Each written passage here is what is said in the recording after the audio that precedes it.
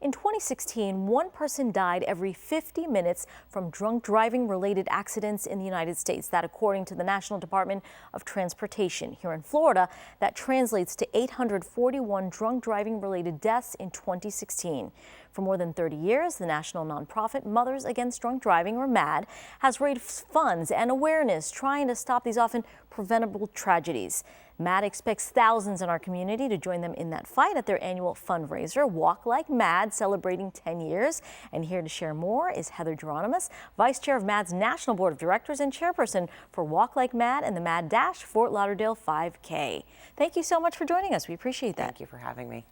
So I felt strange saying celebrating, 10 years, because I assume you would say, you probably would rather not be here, having to raise awareness and funds for something like this. 100%. I lost my father to a drunk driver in 2009 here in Miami. He was crossing the street on foot and he was struck and killed by a very intoxicated driver who continued to drive, and my father flew 75 feet and was killed and died in the middle of Brickell Road.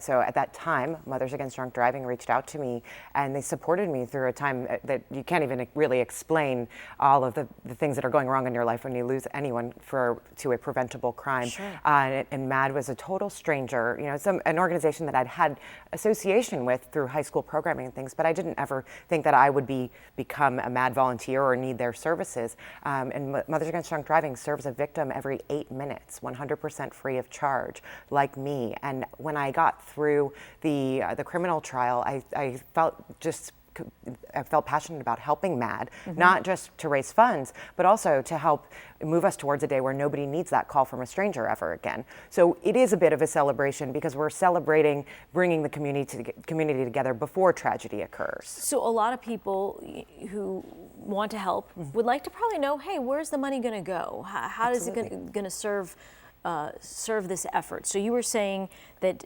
you don't realize, one, that this is even an issue. You don't even think about it till it happens to you, but all the help that one needs when you go through something like that. What types of support services do you provide these victims? Sure. So first, it's important to know that if statistics stay the same, 2 out of 3 people will be impacted by a drunk driver in their lifetime. So it really could happen to anyone, and that's what we're here to stop. But as far as what happens with the funds stay here in South Florida to support victims, anything from simple phone calls to actually going to court with a victim, helping people, fill out paperwork that for crime victims assistance and things that you would never ever think about as in your everyday life.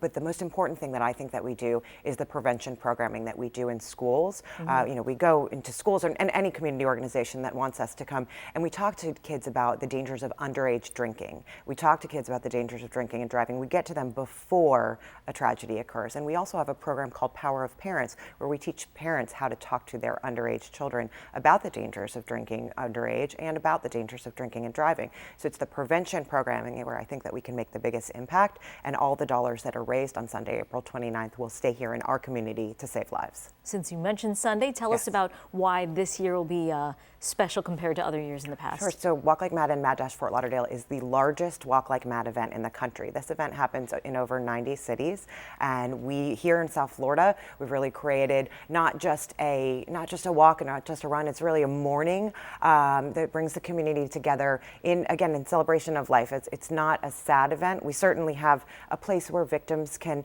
go and respect their lost loved ones, but it's really it's a family day. It's a fun day for the entire family. My friends' babies, and then my grandmother is there too, and everyone has something that they can do. Walking, running, hanging out in the park, listening to live music, enjoying our vendors and free food. So it's really a fun day, and this one will certainly be the biggest and the best yet.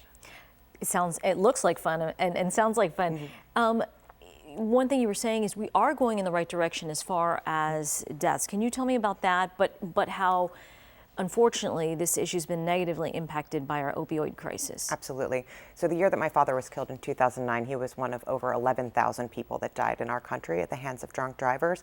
Now, last year, 10,265 people died at the hands of drunk drivers. So the number is decreasing. Not as much or as fast as we would like, but the numbers are going down. But I will say, with all of my work with law enforcement, I'm hearing and I'm seeing that the opioid epidemic and even just marijuana becoming more prevalent and and also in the states where it's legal, it's really leading to many more traffic crashes, where, you know, again, all of these things are 100% preventable. You should never mix a mind-altering substance with driving a vehicle, which then becomes a weapon when your mind is not in the right state of mind to operate that motor vehicle. And your last message to anybody going out this weekend, perhaps, you know, how do you know when it's time to say, you know what, I shouldn't drive, or to tell a friend, hey, you know, I'll take you, or let's get a cab instead? So I always say that it's much more important to plan ahead. If you know that your night's including drinking, just plan ahead, have it, you know, use an Uber, get a cab, have a designated driver, but a person that commits to being a designated driver, because sometimes people